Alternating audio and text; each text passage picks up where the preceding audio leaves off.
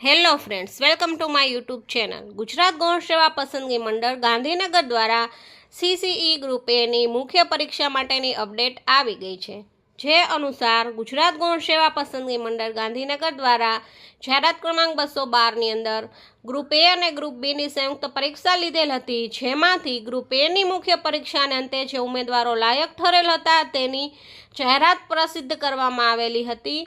અને જે ઉમેદવારોને પસંદ કર્યા હતા એ બધા જને ઓફલાઈન ચોઇસ ફિલિંગની કાર્યવાહી છે એ તારીખ 3/7/2025થી તારીખ 9/7/2025 સુધી રાખેલ હતી.